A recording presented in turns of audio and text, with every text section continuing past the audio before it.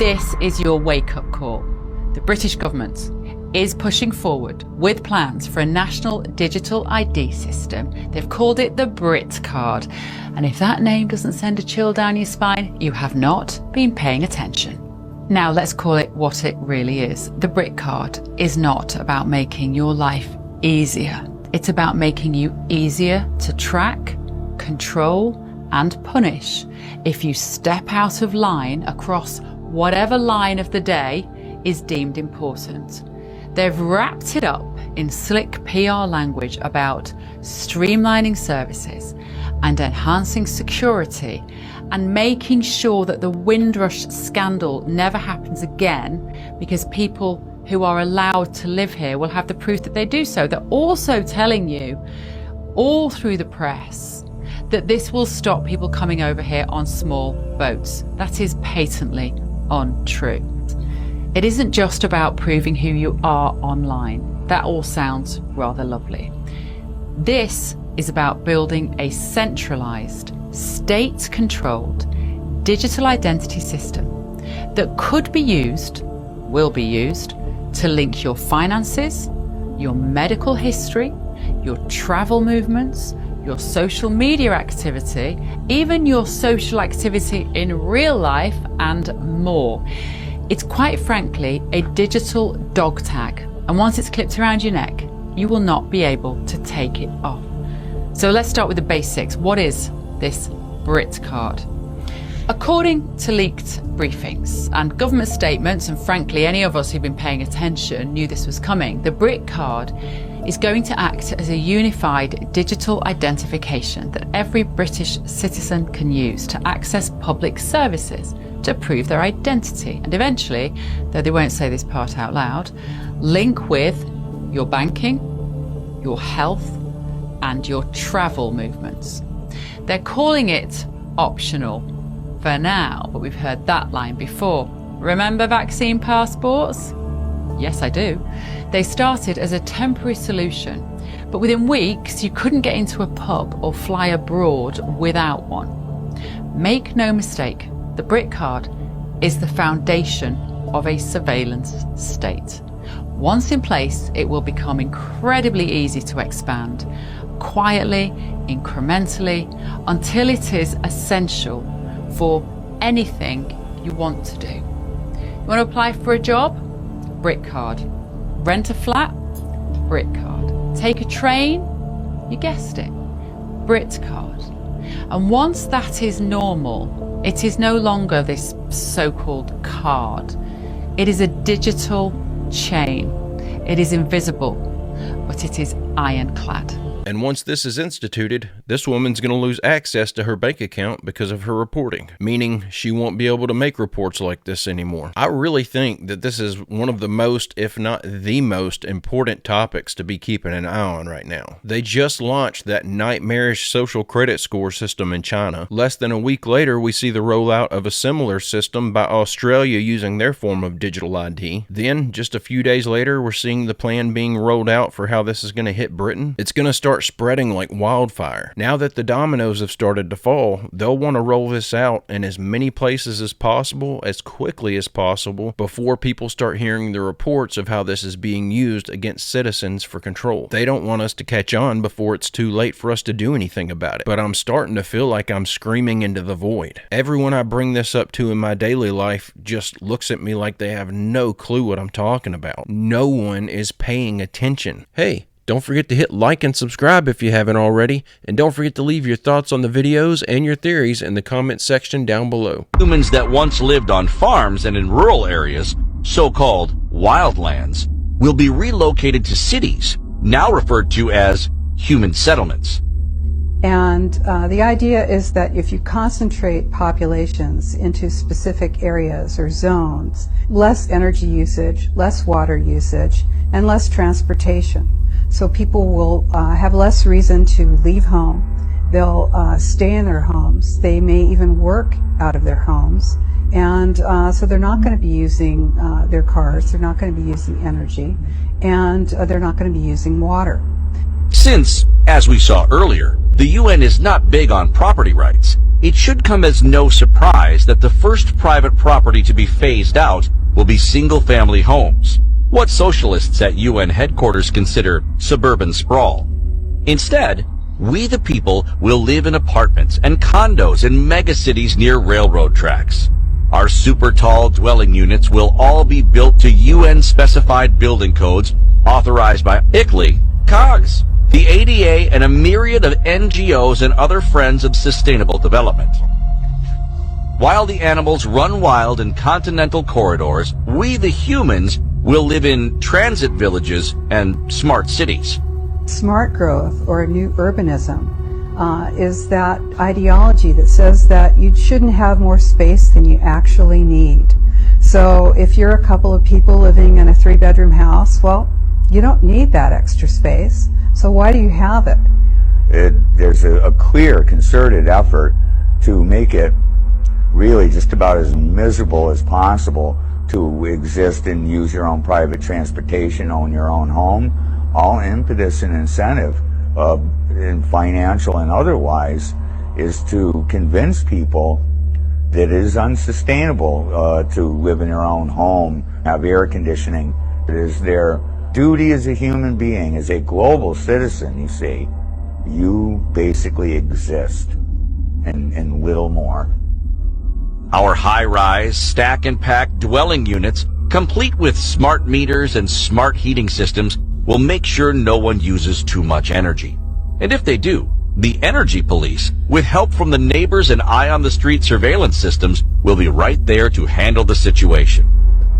If they can put 1,000 people in one building, it's a whole lot easier to know what they're doing, where they're going, and how they're thinking than it is if you got 1,000 people living in a rural or suburban area.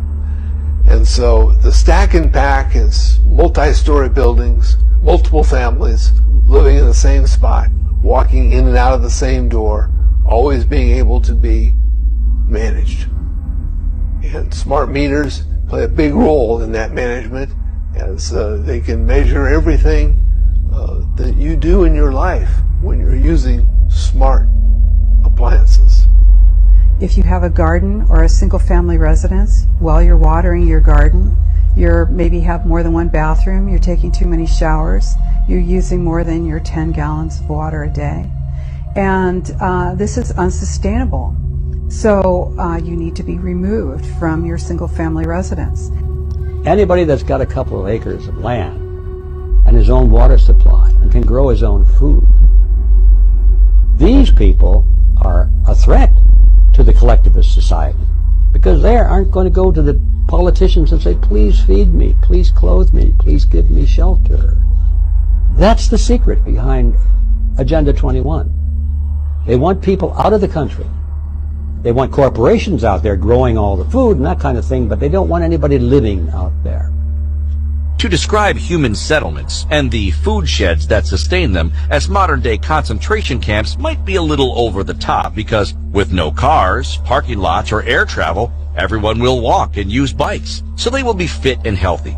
At least as healthy as the genetically modified foods. The worst part of this is that even if we didn't agree with it, if the system was set up to function the way they're telling us it's going to function, it would be an inconvenience, but at least it wouldn't be the end of the world. But it's not their goal to just herd us into these smart cities and then supply us with our every need, removing any necessity for us to have our own transportation, because then everything would be within walking distance. What's actually going to happen, what their real plan is to move us into these so-called smart cities, remove our ability to travel around freely, and then slowly start taking away resources. None of this is being done for our benefit. It's all being done with the idea of controlling the masses and depopulating. And when they start trying to remove citizens from their farms and their single-family homes out in the countryside, most of those people are not going to comply. I know I won't, but that's probably what they're counting on. We'll just be the first ones taken out in the depopulation agenda. The future is looking a little bleak, if you ask me. I'm going to have to end up having surgery.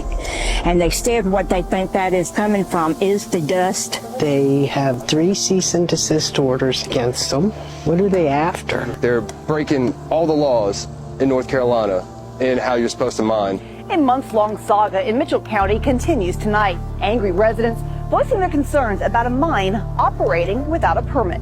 Recently, reports began circulating online about an illegal mining operation in western North Carolina. So I headed to a small community near Poplar to see for myself and to speak with the residents feeling its effects. See the cloud of dust rising above it? Someone's right on top of it. And the smell is like awful. It almost smells like spray paint or something. Both me and my husband have developed respiratory issues that we never had before.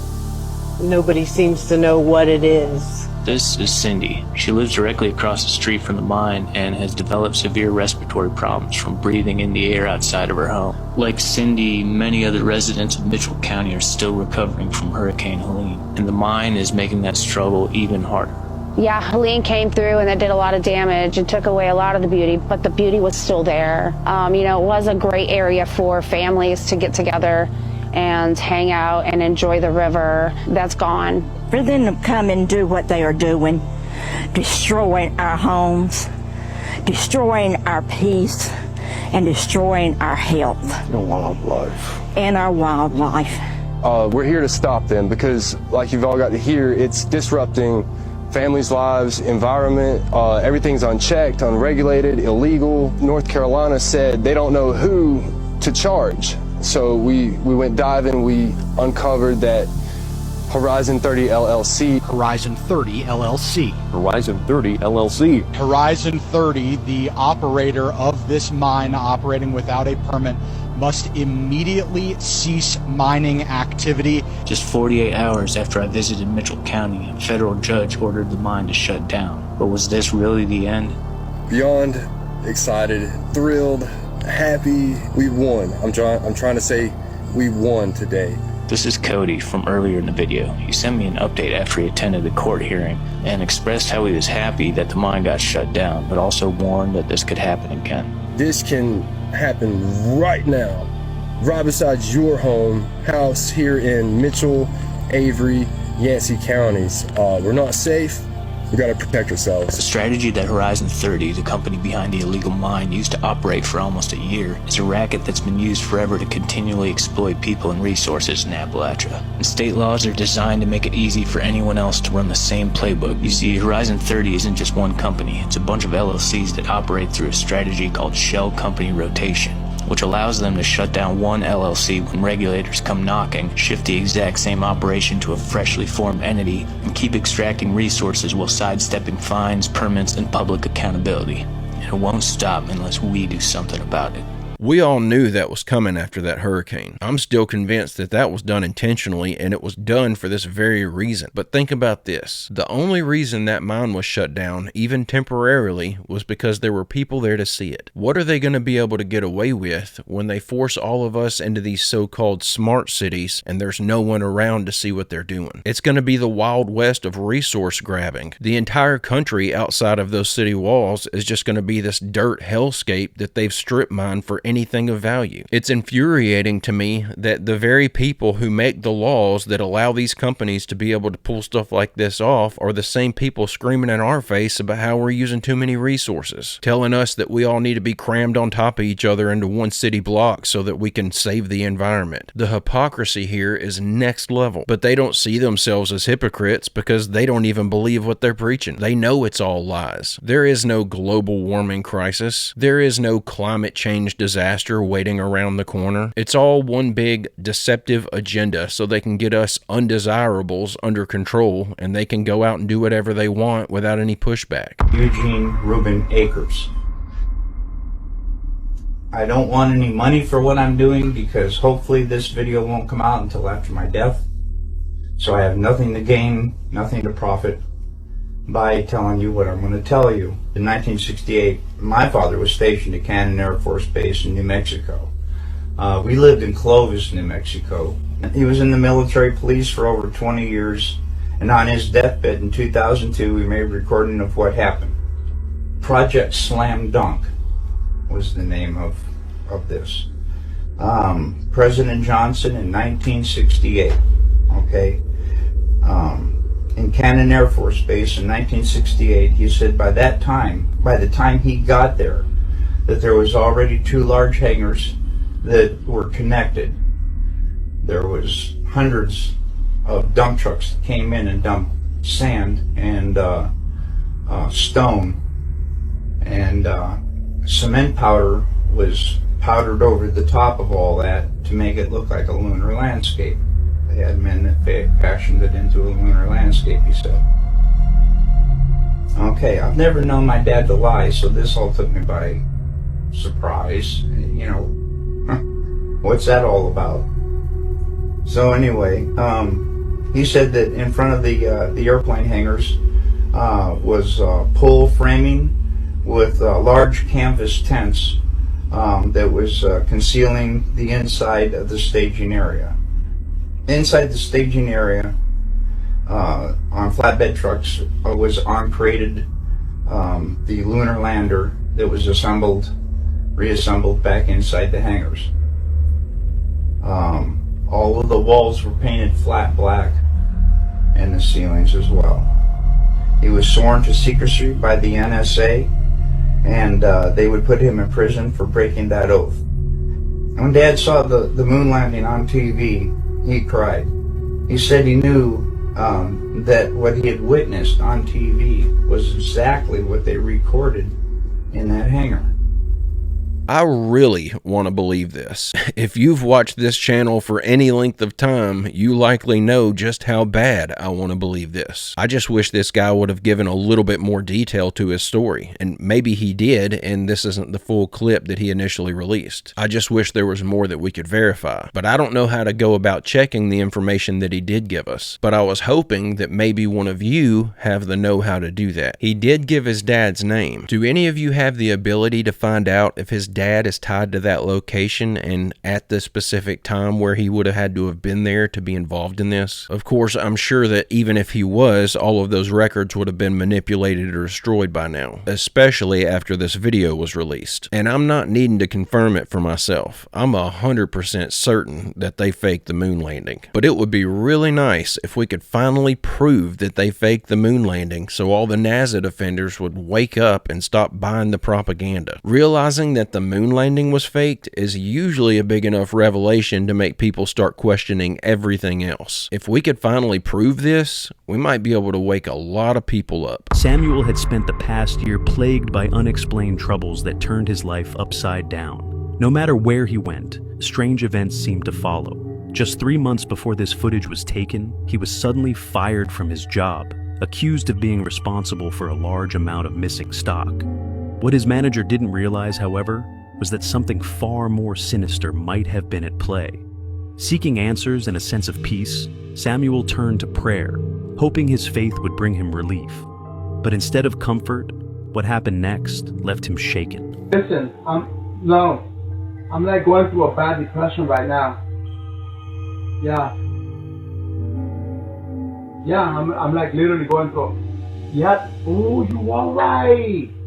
Yes, maybe praying will do it. Hold on. Yeah. Well, hold on. Let me call you back because I gotta start praying. Okay? Yeah. Yeah, I'm gonna start praying now.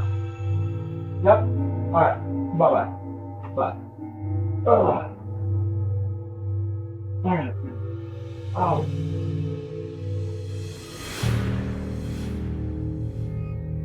Okay, in the name of the Father, Son, and the Holy Spirit, I ask you, Jesus, for healing in this home. I ask you to take these demons away from my house.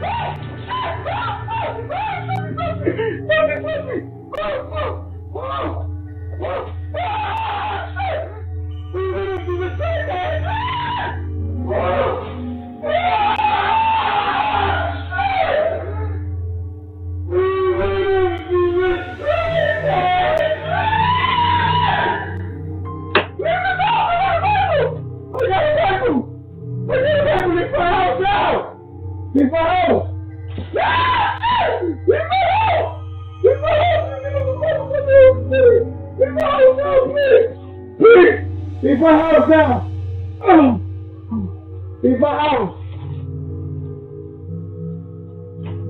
This video looks almost too good to be true. If this guy really captured this on video, if it was legitimate, we wouldn't be seeing this on the internet. We would be seeing this on the nightly news. And I can't help but to be suspicious about the way he's talking to whoever it is he's on the phone with. Oh yeah, you're right. Maybe praying will do it. He's too exaggerated. That just came across as bad acting to me. And does he really expect us to believe that with all this activity going on, he hasn't thought yet about praying? But the moment that someone suggests it, he just happens to have a Bible and a cross within arm's reach. If you keep your Bible that close by, there's no way that it hasn't occurred to you yet to ask for help for whatever it is that's causing this activity. I just don't buy it. People need to put a little more effort into their fake ghost videos than just making stuff move around without strings if they want people to actually buy into it. But guys and gals, that's the end of our clips for the day. I'm going to go ahead and end it right there. I hope you enjoyed these clips we watched together today. I'll be back tomorrow with another video. I hope you come back to join me. Don't forget to leave a like and subscribe if you haven't already. And don't forget to leave your thoughts and theories down in the comments section below. But guys and gals, I hope everyone has a great, safe, fantastic rest of your day,